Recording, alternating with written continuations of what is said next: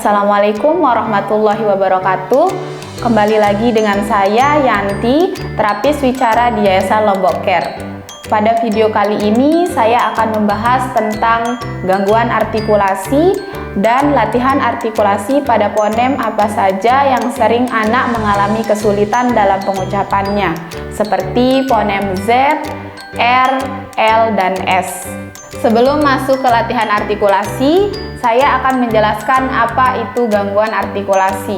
Jadi, artikulasi adalah pembentukan bunyi-bunyi suku kata dan kata. Jadi, seseorang yang memiliki masalah dalam artikulasi apabila ia memproduksi suara, suku kata, dan kata yang tidak tepat sehingga bicaranya sulit untuk dipahami.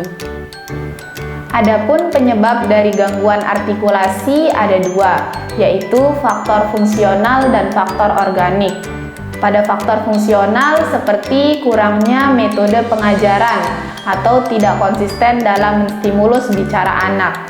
Kemudian kurangnya percontohan bicara yang benar di rumah maupun di lingkungan. Jadi penting untuk kita perhatikan menstimulus bicara anak yang benar. Misal dalam hal meminta atau menginginkan sesuatu, biasakan anak untuk berkomunikasi dan mencontohkan bicara yang benar. Kemudian pada faktor organik yaitu seperti anak mengalami cerebral palsy, gangguan pendengaran, dan celah bibir dan langit-langit. Kemudian ada masalah pada oral motor. Selanjutnya kita masuk pada tipe-tipe gangguan artikulasi. Jadi tipe-tipe gangguan artikulasi itu ada 4. Yang pertama ada substitusi atau penggantian fonem. Misalnya pada kata buku menjadi butu. Nah, pada fonem K diganti menjadi T pada kata buku. Kemudian yang kedua ada omisi atau penghilangan. Misalnya dalam penyebutan mobil menjadi obil, kemudian misalnya pada kata apel menjadi apel. Nah, di situ ada penghilangan fonem pada fonem L pada kata apel. Kemudian yang ketiga ada distorsi atau kekacauan. Misalnya contoh katanya tinta menjadi nita.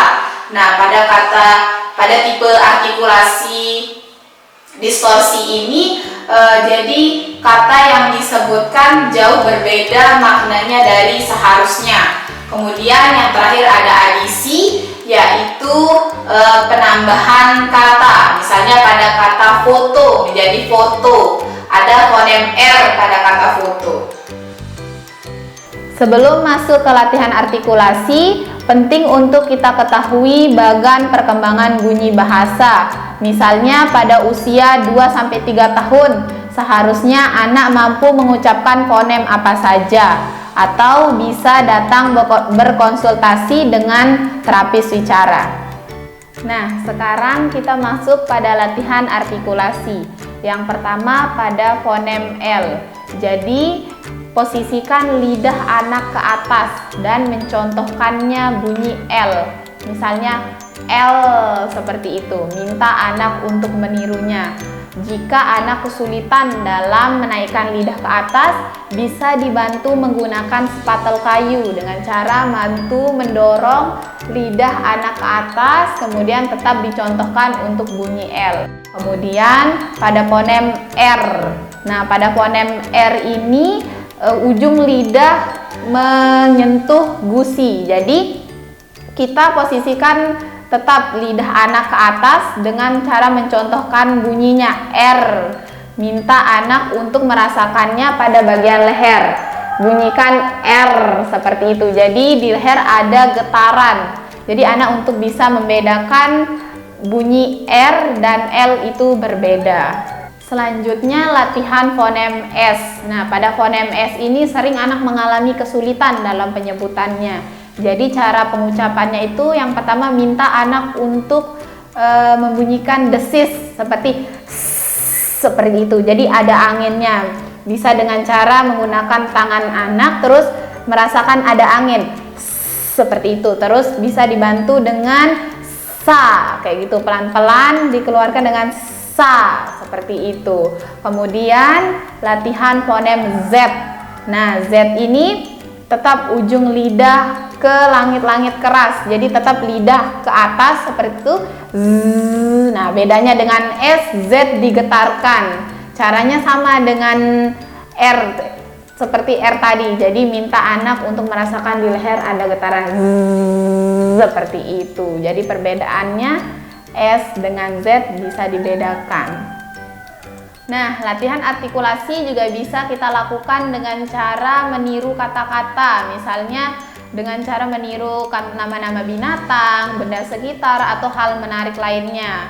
Kita minta anak untuk meniru kata, misalnya pada fonem L, pada kata lampu atau lalat bisa kita gunakan. Kemudian pada kata R misal contohnya rambut atau roda. Selanjutnya misalnya pada latihan artikulasi fonem S pada kata sapi atau sapu yang mudah anak untuk menirunya. Kemudian pada kata Z mungkin bisa kita minta anak untuk meniru pada kata zebra. Nah, seperti itu kita lakukan berulang. Oke, sekian pembahasan tentang gangguan artikulasi dan latihannya.